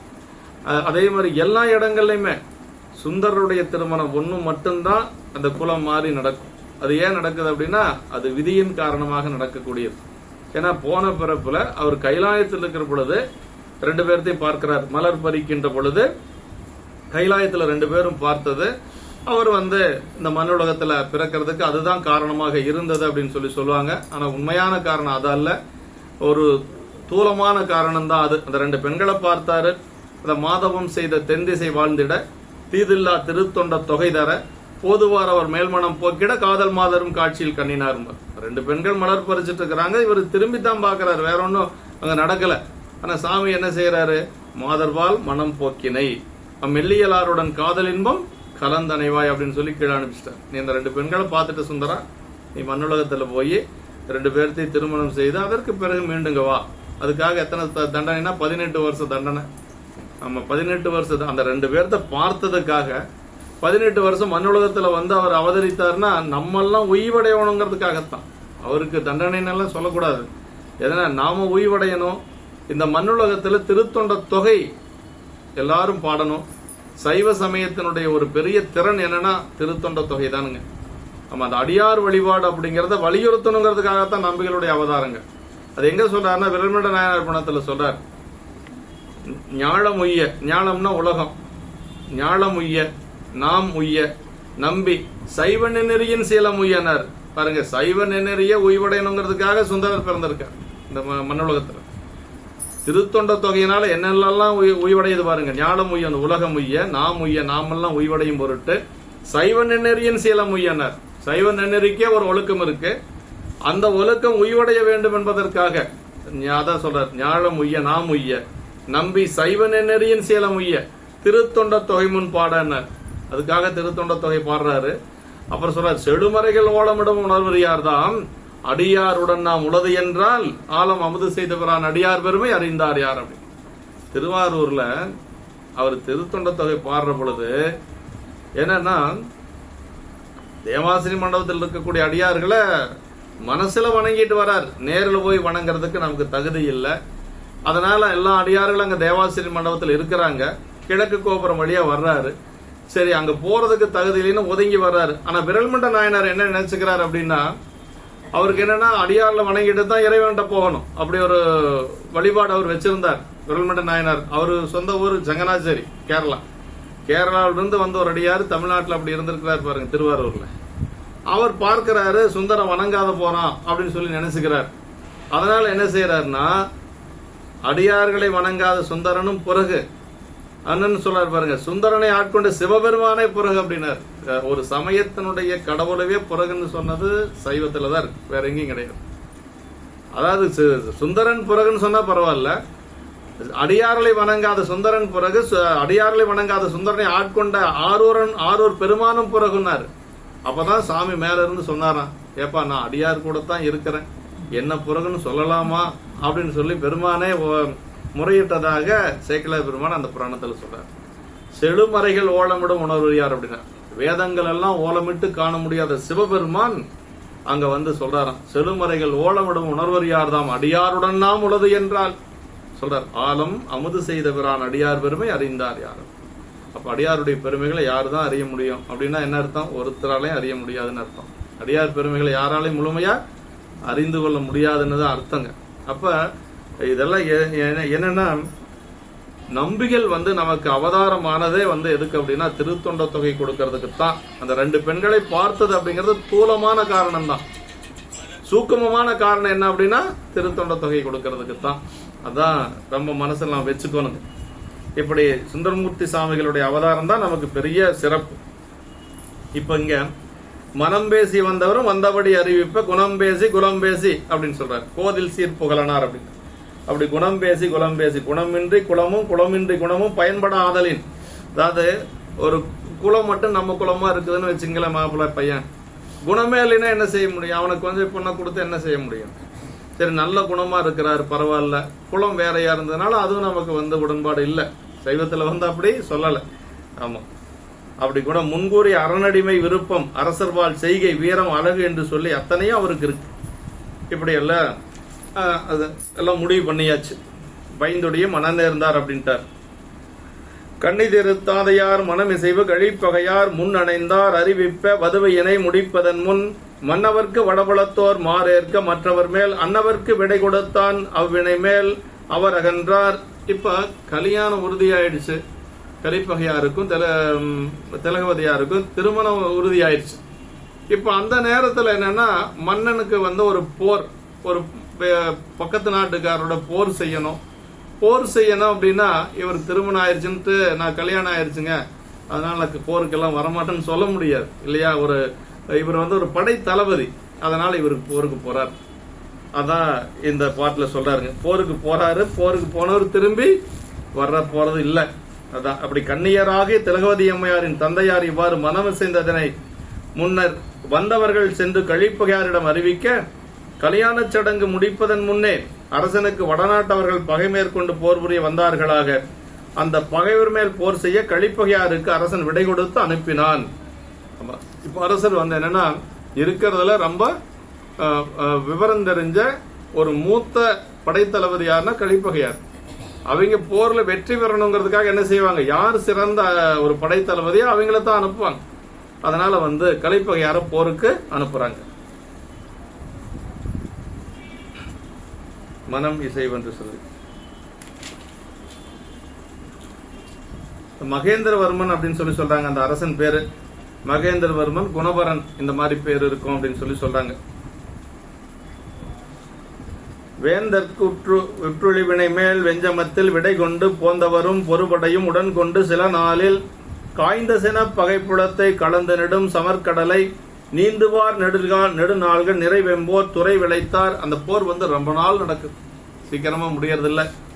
அரசனுக்கு இவ்வாறு பகைவனால் போர் நேர்ந்ததனால் அதனை நீக்கும் தொழிலாகிய போரின் மேல் செல்ல விடைபெற்று கொண்டு சென்றவராய் கழிப்பகையாரும் போர் செய்யும் படைகளையும் தம்முடன் கொண்டு சென்று சில நாட்களில் சினத்தோடு அடர்த்து வந்த பகைவர்களை அடைந்து அவர்களுடன் கொடிய போர்க்கடலை நீந்தி வெற்றி கொள்ளும் கருத்தினராய் நீண்ட காலம் நிறைந்த கொடிய போர் தொழிலை செய்தார். ரொம்ப நாள் நடக்குது அந்த போர். உடனடியே போன உடனே வெற்றி பெற்று வர முடியல. ஆமா, பல வெற்றிகளை அடைந்தாலும் கூட போர் ரொம்ப நாள் நடக்குது. சமர்கடலில் நீந்தவர் போரினை கடலாக உருவகம் செய்தார். அந்த அளவுக்கு பெரிய பெரிய ரொம்ப நீண்ட நாட்கள் நடக்குது. ஆயனால் இடைப்பாலங்கு அணையால் தனை பயந்த தூயகுல புகழனார் தொன்றுதொடு நிலையாமை மேயவனை பயத்தால இவ்வுலகை விட்டகல தீயவரும் பிணியுழந்து விண்ணுலகில் சென்றடைந்தார். ஆரம்பிச்சிருச்சுங்க. இந்த சரீரத்துல தான் ஆரம்பத்திலேயே 3 மரண செய்தியும் வந்து எப்படி சொல்லுவார்னா சேக்கிழ பெருமான் மங்களமா சொல்லுவார். அதுதான் பெரிய புராணம். செத்து போயிட்டாங்க, இறந்து போயிட்டாங்கன்னு எந்த இடத்துலயும் வராது. இப்படி அவர் போருக்கு போயிட்டாரு, போனவர் இன்னும் திரும்பி வரல, போர் இன்னும் முடியல. இந்த இடைப்பட்ட காலத்துல அப்பா இருக்கிறார் பாருங்க, திலகவதி அம்மா நாவுக்கரசருடைய அப்பா பேரு புகழனார். அவருக்கு கொஞ்சம் வயசாகி போச்சு. வயசானதுனால பிணிகள் எல்லாம் வந்து அவரு இறந்து போயிடுறார். அதான் அந்த பாட்டுல சொல்றார். ஆயனால் இடைப்பாளன் அனங்கனையால் தனை பயந்த தூயகுல புகழனார் தொன்றுதொடு நிலையாமை. அப்படி அந்த நாட்களிலிடையே திருவனைய திலகவதியாரை பெற்ற தூயகுல புகழனார் தொன்று தொட்டு வருகின்ற நிலையாமையனை பொருந்திய வினையின் பயனாலே. இப்ப நமக்கு இந்த உடம்பு அப்படிங்கிறது நிலையற்றது இல்லைங்களா, உடம்பு நில்லாது அப்படின்னு சொல்றதுதான் நமக்கு இப்ப நம்ம சைவ சித்தாந்தம் சொல்லக்கூடியது. நிலையற்ற உடம்பு அவருக்கு வினைப்பயன் காரணமாக அந்த சூழ்நிலை வருதுங்க. இந்த உலகை விட்டு நீங்கும்படி தீய அருநோயினால் பீடிக்கப்பட்டு விண்ணுலகத்தில் போய் அடைந்தார் என்று சொல்லி, அதாவது இறந்து போயிட்டார்னு சொல்ல மாட்டார் சேக்கிழ பெருமான். எப்படி சொல்ற, விண்ணுலகை சென்று அடைந்தார் அப்படின்னு சொல்லி தீயவரும் பிணியுழந்து விண்ணுலகில் சென்றடைந்தார் என்று சொல்லி சொல்றாருங்க. ஆமா, இந்த காலகட்டத்தில் அவரு விண்ணுலகம் போயிட்டார். விட்டு அகலும்படி என்று சொல்லி சொல்றார். வினைகள் அனுபவித்து கழித்தால் அன்றி வீடு பெறல் தடைப்படும். எனவே நோய் முதலியன அனுபவிக்கும் தோறும் கண்மனுவும் கழிந்துபட்டு வீட்டையும் நிலை அணுகுவதாம் என்று சொல்லி தீய அரும்பினை உழந்த புகழனார். தீவினைகள் எல்லாம் அனுபவித்து கழிந்தவராய் சிவகதிக்கு அணியரானார் என்பது விண்ணுலகில் சென்றடையும் புண்ணிய மிகுதியுடையரேனும் தீவினையும் அனுபவத்தென்று தொலையாமையின் என்று சொல்லி சொல்றாருங்க. அதாவது எப்படின்னா, நமக்கு இந்த உடம்பு வினை 2 இருக்குது பாருங்க. உடம்பு இருக்கிற வரைக்கும் வினை இருக்கும், வினை இருக்கிற வரைக்கும் உடம்பு இருக்கு. 2க்கும் நீண்ட தொடர்பு உண்டுங்க. ஆமா, பட்டினத்தடிகள் சொல்லுவாருங்க. அதாவது இந்த உடம்பு எப்படி அப்படின்னா, வினையின் காரணமாக வந்த உடம்பு. வினை நீங்கிருச்சுன்னா உடம்பு நிக்காது அப்படிங்கிறாரு. உடம்பு போயிருச்சுன்னா வினை நீங்க முடிஞ்சது, அவ்வளவுதாங்க. அது ஒண்ணுக்கு ஒண்ணு ரொம்ப தொடர்புடையது. வினைக்கும் உடம்புக்கும் ரொம்ப தொடர்பு உண்டுங்க. நல்லா அருமையான தொடரா வரும் பட்டினத்தடிகளுடைய திருவாக்குல. வினை நீங்கிடின் உடம்பு நில்லாது அப்படின்னு வருங்க. ஆமா, வினை போகமே தேகம் கண்டாய் அந்த சொல்லு. வினை போகமே தேகம் கண்டாய். இந்த உடம்பு அப்படிங்கிறது என்னன்னா வினையினுடைய போகம், இந்த வினை போகமே தேகம் கண்டாய், வினை நீங்கிடின் உடம்பு நில்லாது. இப்போ வினை போயிருச்சுன்னு வச்சுங்களேன், உடம்பு ஏதோ ஒரு காரணம், நல்லவங்களா இருப்பாங்க, திடீர்னு இறந்து போயிடுவாங்க அப்படின்னு என்ன அர்த்தம்னா வினை நீங்கி போச்சு. அடுத்து அவங்களுக்கு எங்க இடம்னா பெருமான் திருவடியில இடம். அதே மாதிரி ரொம்ப அக்கிரமமா செஞ்சுட்டு இருக்கிறான், அநியாயமா செஞ்சுட்டு இருக்கிறான், அவனும் சீக்கிரம் போயிடறான்னு வச்சுங்களேன், அவன் இருக்கிறத விட ரொம்ப கீழே போவான், நரகத்துக்கு போவான். இந்த மனிதனா பிறக்கக்கூடிய அளவுக்கு கூட அவனுக்கு புண்ணியம் இல்லை. அது 2 பேருமே சீக்கிரம் போனாலும் அவன் போகக்கூடிய இடம் என்னன்னா நரகத்துக்கு போவான், இவன் போகக்கூடிய இடம் எங்க போவான்னா சொர்க்கத்துக்கு போவான். அதுதான் நம்ம சின்ன வயசுலயே இறந்து போயிட்டாங்க ஆனா நல்லவங்க அப்படியெல்லாம் நம்ம சொல்றோம் இல்லைங்களா. அவங்க எங்க போவாங்கன்னா இந்த உடம்பு ஏதோ ஒரு காரணத்தினால இந்த உடம்பு சாமி கொடுத்துருக்காரு வினை காரணமா, அந்த எடுத்த வினை பிராரத்த வினை நீங்கிடுச்சு அப்படின்னா அடுத்து எங்க போவாங்க, இறைவன் திருவடிக்கு போயிடுவாங்க. அதான் எஞ்சிய வினை நீங்கும் பொருட்டு அப்படின்னு சொல்லுவாங்க. அதான் நம்ம தெரிஞ்சுக்கணும் இதுல. இப்ப இவருக்கு அந்த மாதிரி வினை நீங்கிருச்சு, அதனால அவர் மேல திருவடிக்கு போயிட்டார். பெருமான் இந்த விண்ணுலகில் சென்றடைந்தார். மனையறம் புரிந்து விரிந்தளித்தும் ஒக்கள் வளர் பெருஞ்சிறப்புடன் இருந்தும் கொடை போன்றும் நல்வாழ்வு வாழ்ந்ததனால் இவ்வாறு கூறினார். வையத்துள் வாழ்பவன் வானுரையும் தெய்வத்தில் வைக்கப்படும் வல்லவ பெருமான் சொல்வார். நல்ல ஒரு வாழ்க்கை வாழ்ந்ததுனால இப்ப எங்க போயிட்டாரு, விண்ணுலகத்துக்கு போய் சேர்ந்துட்டார் அப்படின்னு சொல்றாருங்க. சரி, அப்படி போன உடனே அம்மா என்ன செஞ்சாங்க அப்படின்னா பாருங்க, அந்த அம்மா ரொம்ப கற்புடைய மாதனியார் அப்படிங்கிறார். ஒரு 2 குழந்தை வேற இருக்குது இல்லைங்களா, சொந்த பந்தம் எல்லாம் இருக்குது, குழந்தை இருக்குது, 2 குழந்தை, ஆண் குழந்தை 1, பெண் குழந்தை 1. அம்மா என்ன நினைச்சாங்களாம், அது 2 துகளான்னு நினைச்சாங்களாம். கணவன் போயாச்சு, இனிமேல் நம்ம இந்த உலகத்துல இருக்கக்கூடாது, சுற்றமுடும் அந்த மக்களையும் துகளாக நினைத்தார் அப்படின்னு சொல்லி இந்த பாட்டுல சொல்றாருங்க. மற்றவர்தாம் உயிர் நீப்ப மனைவியார் மாதினியார் சுற்றமுடன் மக்களையும் துகளாகவே நீத்து வெற்றுமையால் உடன் என்றும் பிரியாத உலகெய்தும் கற்பு நெறி வழுவாமல் கணவனார் உடன் சென்றார். இறந்து போயிட்டாங்க சொல்லல, கணவனார் உடன் சென்றார். முதல்ல என்ன சொன்னார், விண்ணுலகை சென்றடைந்தார். இப்ப கணவனார் உடன் சென்றார். என்னவோ ஷாப்பிங் போற மாதிரி, நம்ம கோயிலுக்கு போயிட்டு வர மாதிரி, வீட்டுக்காரர் போயிட்டாரா, இவங்களும் கூட போயிட்டாங்களா, அதான் அப்படி சொல்றார் சேக்கிழ பெருமான். 2 ஆச்சுங்களா. மற்றவர் தாம் உயிர் நீப்ப, மற்றவர் தாம் உயிர் துறக்க அவர் மனைவியாராகிய மாதினியார் சுற்றத்தார்களுடன் மக்களையும் துகளாகவே கருதி அப்படின்னாரு. சுற்றத்தார் எப்படி கருதினாங்களோ அதவரை தன்னுடைய மக்களையும் நாவுக்கரசு பெருமானையும் திலகவதியாரையும் ஒரு துகளாகவே கருதினார். அப்ப கணவன் மேல இருக்கக்கூடிய அன்பு அவ்வளவு. பெற்ற பிள்ளைகள் மேலதான் யாருக்கு அன்பு அதிகமா இருக்கும். சாதாரண உலகில் இருக்கக்கூடியவங்களுக்கு கணவனை விட கணவன் மேல அன்பு இருக்கும். அதை விட குழந்தை வந்தாச்சுன்னா அந்த அன்பு குழந்தைக்கு மேல வரும். அப்புறம் பேர குழந்தைக்கு வந்தா பேர குழந்தைக்கு மேல வரும். அப்படி அந்த அன்பு அப்படி கொஞ்சம் கொஞ்சமா கீழே வந்துட்டே இருக்கும். ஆனா இவங்களுக்கு எப்படி இருந்ததுக்குன்னா குழந்தைகள் 2 பிறந்தும் கூட கணவன் மேலதான் அன்பு இருந்திருக்கு. அதனால இதெல்லாம் ஒரு துகளாக கருதி ஒரு தூசு மாதிரி நினைச்சு கணவன் பின்னாடியே போயிட்டாங்க அப்படின்னு சொல்றாரு. மக்களையும் துகளாகவே கருதி நீத்து மேம்பட்ட தன்மையினால் என்றும் உடனிருந்து பிரியாத உலகில் அடையும்படியான கற்பு நெறி என்றும் திறம்பாமல் கணவனாருடன் போயினார் என்று சொல்லி சுற்றம் என்றும் மக்கள் என்றும் உள்ள தொடக்குகளை துகள் போல எண்ணி அப்படின்னு சொல்றாருங்க. ஆமா, சுற்றமுடன் மக்கள் மனை வாழ்க்கையின் சிறந்த கடன் சுற்றம் தழுவுதல் உடன் என்ற மக்களை தமது ஆறுயிராக கொண்டு அவர்களின் பொருட்டு உயிர் துறப்பாரும் உயிர் தாங்குவாரும் ஆகிய தாயர்களும் உலர். இங்கு கணவரை பிரிந்து வாழாமை என்ற கற்பு நெறி அதனிலும் மேம்பட்டதாதலின் விடத்தகாத பற்றாகும் மக்களையும் துறந்து உயிர் நீக்கும்படி செய்ததே என்று சொல்லி இந்த இடத்துல என்ன இருக்குதுன்னா கற்பு நெறி தான் மேம்பட்டு நிக்குது. அவன் அந்த சொந்த பந்தங்கிறதும் போயிடுச்சு, தன்னுடைய மக்கள் பிள்ளைகள் அப்படிங்கிறதும் போயிடுச்சு. கணவன் மேல இருக்கக்கூடிய கற்பு நெறி தான் இங்க மேல நிக்குது. கற்பு நெறியின் முன்னர் ஏனைய பற்றுக்கள் யாவும் துகளாகவே கொல்லப்பட்டன என்று சொல்லி உரையாசிரியர் சொல்றாரு. கணவனாருடன் சென்றார். அதாவது ஓருயிர் ஈருயிராக கொண்டு என்று திருக்கோவையர் சொல்லுது பாருங்க. அது மாதிரி ஆனந்த வெள்ளத்தின் ஆனந்த வெள்ளத்து அழுந்துமோர் ஈருரு கொண்டு அப்படின்னு சொல்ற மாதிரி உருவம் தான் 2, ஆனா உயிர் ஒன்றாக 2 பேரும் வாழ்ந்திருக்கிறான். அதனால அம்மா உடனே போயிட்டாங்க அப்படின்னு சொல்றாரு. அதான் கணவன் மனைவியருடைய உத்தம இயல்பு என்று சொல்லி இப்பிறவியில் உன்னை பிரியேன் என்று நாயகன் சொன்ன போது ஆயின் வரும் பிறவியில் பிரிவு கூடுமை என கொண்டு நாயகி புலந்தனல் என்னும்படி இன்றைக்கு நிறைய பேர் பார்த்தீங்கன்னா பவானியில் இப்போ சமீபத்தில் நான் ஒரு 2 ஆண்டுகளுக்கு முன்னாடி நடந்தது. ஒரு அடியார் தான் அவர். அவருடைய வயசு அப்பா அம்மாவுக்கு கிட்டத்தட்ட 80 வயசு 85 வயசு இருக்கும். அப்பா இறந்தாரு. அப்பா இறந்துட்டு அப்பாவுக்கு சடங்கு செய்யறதுக்குள்ள பார்த்தா ஒரு 2-3 மணி நேரத்தில் அந்த அம்மா இறந்துட்டாங்க. எப்படி இறந்தாங்கன்னே தெரியல. அது எப்படி அது தற்கொலையெல்லாம் பண்ணிக்கல.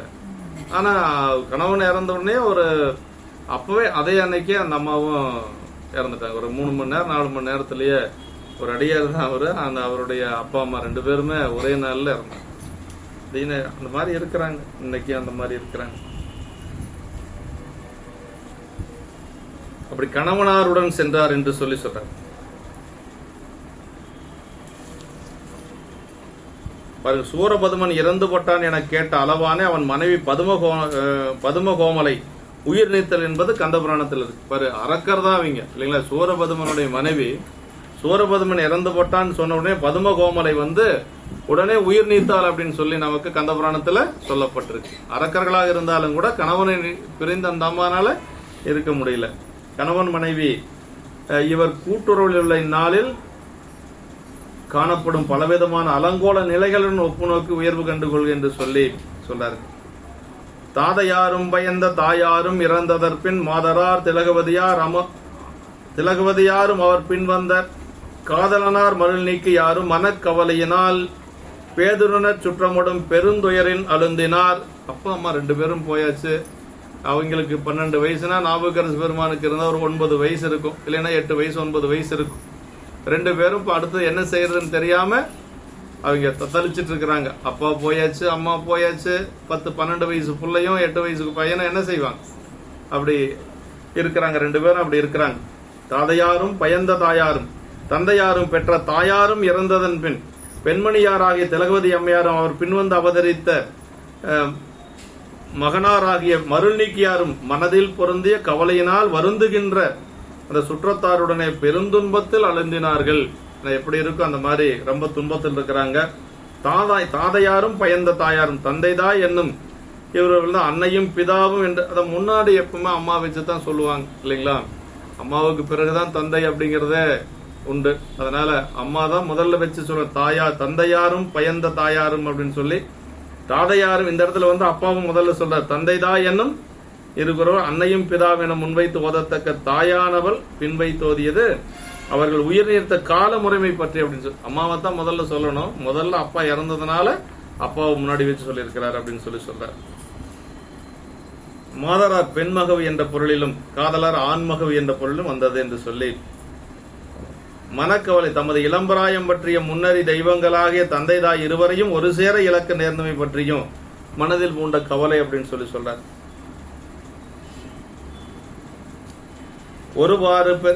இப்ப 2 பேர் இறந்துட்டாங்க. அடுத்தது இருக்கக்கூடிய ஒரு ஆதரவுன்னு நினைச்சிட்டு இருக்கிறது யாரு? கலிப்பகையார் இல்லைங்களா. சரி, சண்டைக்கு போயிருக்கிறாரு, எப்படி வெற்றி பெற்று வந்துடுவாரு அப்படின்னு சொல்லி ஒரு மன நிறைவோட இருக்கிறாங்க. யாரு? திலகவதி அம்மா. அவங்களுடைய நேரம் என்னாச்சுன்னா அவரு போர்க்களத்துக்கு போனவரும் அங்கே இறந்து போயிடுறாரு. இப்ப அதுதான் பெரிய ஒரு இது. ஏன்னா மனம் பேசி முடிக்கப்பட்ட கணவன் போர்க்களத்துல இறந்து போயிடுறார். அதையும் இறந்து போயிட்டாருன்னு சொல்றது இல்லை, எப்படி சொல்றாரு பாருங்க. சேக்கிழார் பெருமானுடைய திருவாக்குல சொன்னாதான் அது நல்லா இருக்கு. ஒருவாறு பெருங்கலினர் மனந்தேற்ற துயர் ஒளிந்து பெருவானம் அடைந்தவர்க்கு செயல் கடன்கள் பெருக்கினார் மறுவார் மேல் மன்னர் மலையப்போம் களிப்பகையார் பொறுவாரும் போர்க்களத்தில் உயிர் கொடுத்து புகழ் கொண்டார். போர்க்களத்துல போய் இறந்து போறது ரொம்ப புகழ்ங்க. ஒரு வீரனுக்கு அழகு என்னன்னா போர்க்களத்துல சண்டைக்கு போய் இறந்து போறது. புறமிதுகிட்டு ஓடி இறக்கிறது இல்ல, போர் செய்து அந்த வீர மரணம் அடைவதுதான் வீரனுக்கு ஒரு புகழ். அது மாதிரி பெண்ணாச்சுன்னா களிப்பகையார் போருக்கு போற இடத்துல இறந்து போயிடுறாரு. அதான் சொல்றார், பொறுவாரும் போர்க்களத்தில் உயிர் கொடுத்து புகழ் கொண்டார் அப்படின்னா, உயிர் கொடுத்து புகழ் கொண்டார் அப்படின்னார். பெருங்கலினர் மனந்தேற்ற அவ்விரு மகாரும் ஒருவாறு வருத்தம் நீங்கி பெரிய விண்ணுலகடைந்த பெற்றோருக்கு செய்ய கடன்களை எல்லாம் செய்தாங்க. அப்பா அம்மாவுக்கு செய்ய வேண்டிய கடன் எல்லாம் 2 பேரும் செஞ்சு முடிச்சுட்டு பார்த்தா மன்னவனுக்காக அவன் பகைவர்களை எதிர்த்து போர் செய்ய போந்த களிப்பகையார் அந்த போர்க்களத்திலே உயிரை கொடுத்து புகழினை கொண்டார் என்று சொல்றாருங்க. அதாவது ஒரு வாழ்க்கையே ஒரு பெரிய துன்பம். திலகவதி அம்மாவுடைய துன்பம் எந்த ஒரு பெண்ணுக்குமே வரக்கூடாது. திலகவதி அம்மா மாதிரி ஒரு துன்பப்பட்ட பெண் இந்த உலகத்துல பார்க்கவே முடியாதுங்க. அப்பா போய் அம்மா போய் இப்ப மனம் பேசி முடிக்கப்பட்ட கணவன் போயாச்சு, தம்பிக்காக உயிர் வாழ போறாங்க, தம்பியும் விட்டுட்டு போயிட போறாரு, தம்பியும் விட்டுட்டு சமணத்துக்கு போயிட போறாரு. அப்படி இருந்த ஒரு பெண் இந்த காலத்துல உயிர் வாழ முடியுமா அப்படின்னா, அம்மா எப்படி இருந்தாங்க அப்படின்னா, தம்பி போனதுக்கு பிறகு மீண்டும் உயிரை துறக்கிறதுக்கு விரும்பல. அப்பதான் என்ன செய்யறாங்கன்னா, திருவதிகை போறாங்க. திருவதிகை போர் ஒரு தவச்சாலை அமைத்து அதிக வீரட்டான பெருமானுக்கு தொண்டு செய்யறாங்க. உளவார பணி செய்யறது, மலர் பறிக்கிறது, பெருமானுக்கு மலர் சூட்டுவது, ஆடுவது, பாடுவது, இப்படி எல்லாம் அம்மா தன்னுடைய வாழ்க்கை முறையை அப்படியே மாத்திக்கிறாங்க. தன்னுடைய வாழ்க்கை முறையை அப்படியே ஒரு பெண் தன்னுடைய சூழ்நிலைக்கு ஏற்றாறு போல தன்னுடைய வாழ்க்கையை மாற்றிக்கொள்ளணுங்கிறதுக்கு ஒரு உதாரணம் யாரை சொல்லணும்னா அம்மா தான், திலகவதி அம்மா தான் சொல்ல முடியும். அதனாலதான் திலகவதி அம்மாவுக்கு அவ்வளவு ஒரு பெருமை இல்லைங்களா. நாவுக்கரசு பெருமான மீண்டும் சைவத்துக்கு கொண்டு வந்த பெருமை திலகவதி அம்மாவுக்கு தான் உண்டுங்க.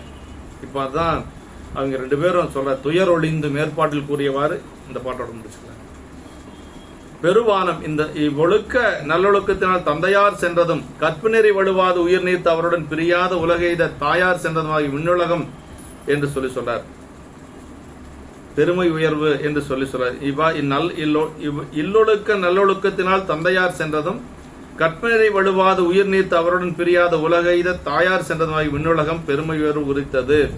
செய்கடன்களை ஈமக்கடன், நீர்க்கடன் எல்லாமே செய்யறாங்க. நம்ம சூரபன்மனின் மகன் இரணியன் தந்தைக்கு ஈமக்கடன் கழித்ததற்கு ஒருவன் வேண்டும் என்பதற்கென்றே மீனுருவெடுத்து கடலில் ஒளிந்தனன் என்பது சரிதம். அதாவது அந்த போர்ல கந்தபுராணத்துல சூரபதுமன் இறந்து போயிருவான்னு அவங்களுக்கு முதல்ல தெரியும். முருகப்பெருமான எதிர்த்து அவனால ஜெயிக்க முடியும். அதனால சூரபதுமனுடைய மகன் இரணியன் என்ன பண்ணானா, ஒரு மீனுருவம் எடுத்து கடல்ல போய் ஒளிஞ்சிருந்தானா.